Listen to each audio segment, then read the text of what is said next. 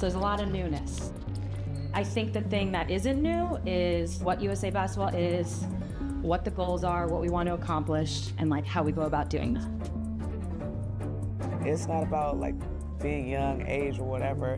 It's about the opportunity to be here, to represent, and understand that you're a part of something bigger than yourself. Yeah, Kyle! Here, I'm posting. How we doing down here? We guarded? Red on 3, 1, 2, 3. Red! Welcome to the new quad. I'm really excited to be here. I hope you are too. When Caitlin Clark stepped onto the floor for her Team USA debut, something shifted. Not just on the scoreboard in the building. For months, the message had been clear. She didn't belong. She wasn't ready. The Olympic snub was supposed to confirm it. The veterans had made their stance known. Clark didn't make the final 12-player roster for the 2024 Paris Olympics. That's what Selection Committee Chair Jen Rosati explained, saying the choice came down strictly to basketball criteria, not the spotlight or attention Clark would bring to the games this summer. That's not what this conversation is about.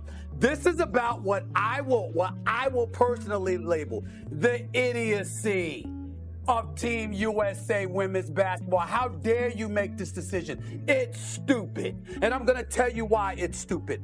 I want all the ladies on this squad to know every single one of y'all are deserving of it. Caitlin Clark does not deserve a spot ahead of any of the players on this roster, okay? If we're talking just basketball, you know we're not. You know we're not. Let's harken back to the Dream Team in 1992. Remember when Christian Laettner was on that squad? Forget the other pro players. Forget the pro players. Forget the pro players. That's a given. First time NBA players were allowed to participate. Don't put that damn screen up when I'm talking right now. I want to see Shanae and Andrea, okay? The point is this. Those rosters, right? Those players were on there. Do you know that Christian Laettner also was chosen ahead of Shaquille O'Neal and Alonzo Mourning? You know why? He was a two-time national champion. He was a Woodard Award winner. And he was white. And he had his own cachet. He brought it to the table. He was a big-time collegiate player who was white and busting people's you-know-what. They couldn't miss. But the second her Team USA debut tipped off, that storyline started to crack. Because this wasn't hype. It was control. She didn't force shots. She didn't chase highlight clips. She directed traffic. She spaced the floor. She pulled defenders out past 30 feet and created room that nobody else on that roster creates. And you could see the shift. Body language changed. Veterans who once looked unsure now looked relieved. The offense had rhythm. The tempo picked up. The crowd leaned in. Her Team USA debut didn't just trend online. It revealed something. She wasn't the issue. She was the answer. Every pass had purpose. Every defensive rotation was sharp. She wasn't moving like a rookie trying to prove herself. She moved like someone who already understood. And the reaction was immediate. Social media lit up. Analysts who questioned the fit suddenly changed their tone. The same voices that said too early started saying, "This feels different." Look like the return of Caitlin Clark is over, man. She is headed to Team USA basketball, and we gonna jump right into this thing, man. So the Indiana Fever and many of basketball media people in the news that Caitlin Clark will be returning to the basketball court. Now, this should come as no surprise from anybody. For anybody, bruh. The 12-player roster has been released, and I'm excited because you know what that means? Basketball content is coming. Because it was different. This wasn't WNBA politics. This was international basketball. And she looked comfortable. That's what made her Team USA debut take off. Comfort, command, confidence. The snub narrative unraveled in real time. You could see it in the huddle. Teammates leaning toward her. Coaches trusting her with the ball when it mattered. Trust isn't handed out. It's earned. And she earned it. The bigger story isn't that she played well. It's that the tone around her shifted from controversial to necessary. From polarizing to foundational. Her Team USA debut didn't just quiet critics. It forced people to rethink everything. And that's why it matters. Once you show you belong on the biggest stage, there's no rewinding that moment. The narrative changed right in front of everyone. Star players. She's a connector. She brings people together. Clark firing and hitting right behind the back. It goes right to the window. Wow! You bet! She's hard to defend all the time, like not at times. Clark launching and hitting. And Clark slapping home a three. Clark the flick ahead. Oh, beautifully done. Touchdown Fever. Clark fires. You bet. And then steps back with the three.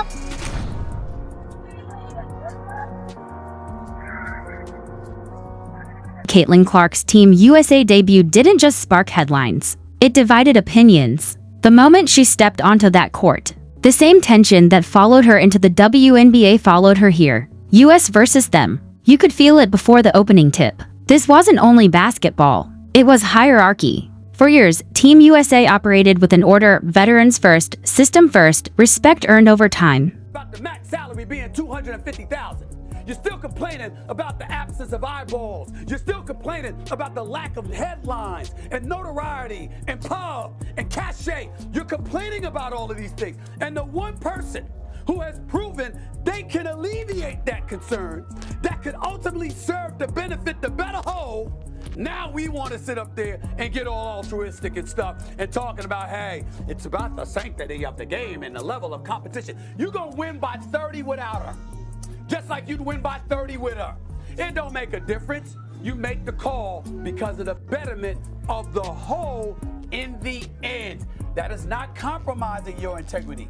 That is business. And y'all are gonna find that out. But Clark doesn't operate at a slow pace. The second she began stretching the defense past half court, the whole structure shifted. Spacing widened.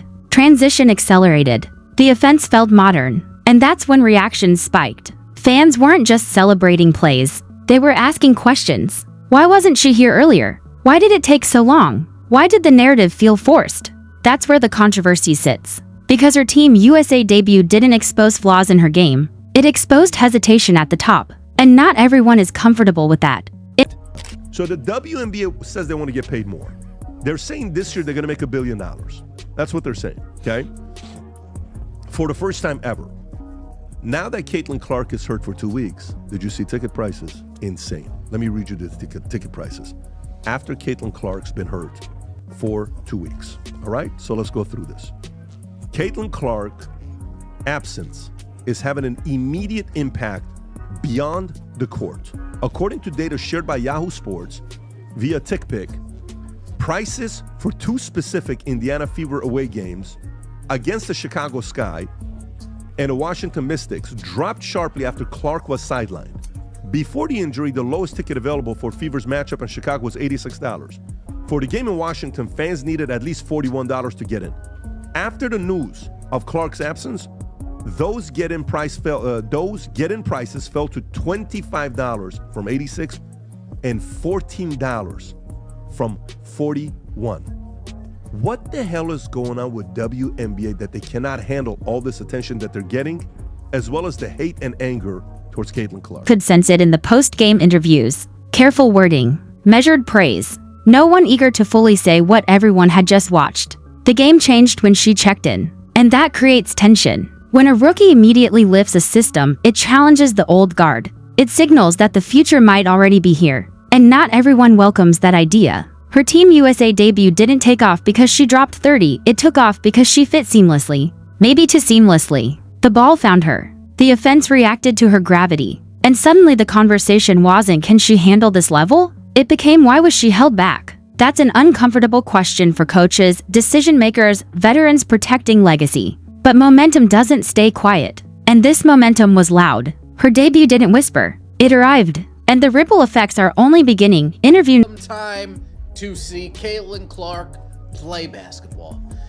Not only take shots and shoot around, but actually go up against something that looks like competition in an actual, I don't know, competitive environment. Not just shoot off a rack, not go 1v air, actually play some basketball.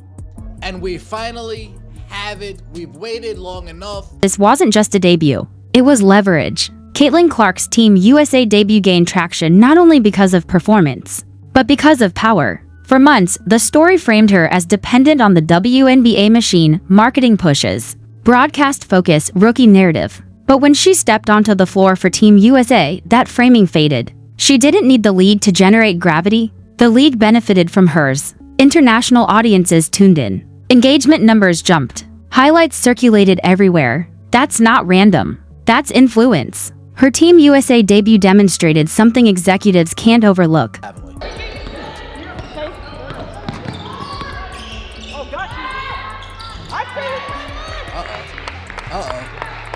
Uh-oh.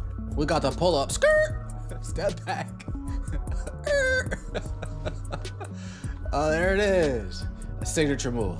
USA basketball, they already know. That's Caitlin Clark's signature move. She travels. Her appeal crosses uniforms and settings. And when a player proves that kind of portability, the balance shifts. Negotiations shift. Broadcast leverage shifts. CBA conversation shift. Owners see ratings. Sponsors see data. Players see opportunity. And once the ecosystem recognizes where growth is coming from, the numbers change. Her debut surged online because it symbolized independence. She isn't tied to one structure. She raises the profile of any structure she enters. That's rare. And rare creates leverage. This wasn't about a single game. It was about positioning. Once you show you can carry interest on a global stage, you're not just an athlete. You're infrastructure. And infrastructure changes negotiations. That's why this moment holds long-term weight. Her Team USA debut didn't just confirm talent. It shifted influence. And shifts like that don't quietly disappear. They expand, interview 12. We got the GOAT back. We got the GOAT back. Ah! The GOAT, Caitlin Clark, is back on the court.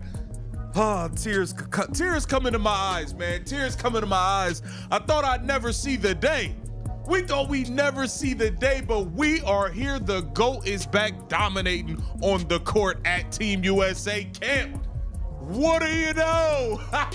Watch the bench, not just the highlights. Caitlin Clark's Team USA debut trended everywhere, but the real story was in the reactions around her. When she pulled up from deep, heads turned. When she threaded a pass through traffic, teammates reacted before the ball even dropped. Iowa CC look is back. Oh man, on the Team USA court, jump shot looking pretty. Oh, them Kobe's is fire too. Them Kobe's is fire. Yeah. It's gonna be a show. Look at everybody in the background watching. They know who to watch. They know the players in practice know who they came to see. They want to see the CC show. They ain't watching nobody else shoot like this.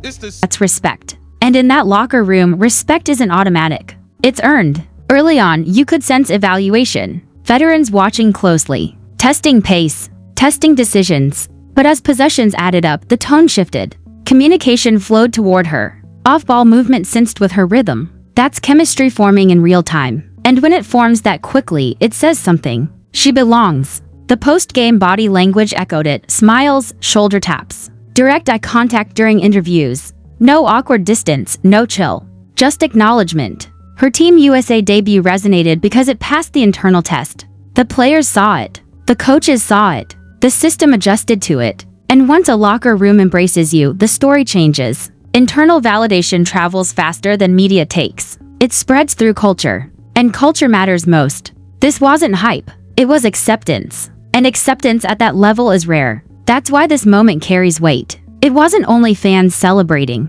It was teammates recognizing impact. Her debut didn't just trend online. It landed inside the room. And that's harder to earn. They left her off. That was the headline. Too inexperienced. Too early. Not ready. Caitlin Clark's Team USA debut reshaped that entire conversation. The second she stepped onto the floor, it didn't feel rushed. It felt overdue. The tempo felt natural. The spacing improved instantly. And the composure stood out. This wasn't revenge energy. It was controlled response. And controlled response is more powerful than anger. Every possession felt like quiet evidence. No theatrics. No gestures. Just execution. That's how redemption looks at the highest level. It doesn't shout, it shows. Her Team USA debut reshaped the Olympic narrative without saying a word. No press conference required. No dramatic quotes. The film spoke for itself. You could feel commentators soften their tone. Doubters adjusted their language. Once performance replaces speculation, debates fade. The snub stops looking like a limitation. It starts looking like a miscalculation. And miscalculations linger. This wasn't about one night.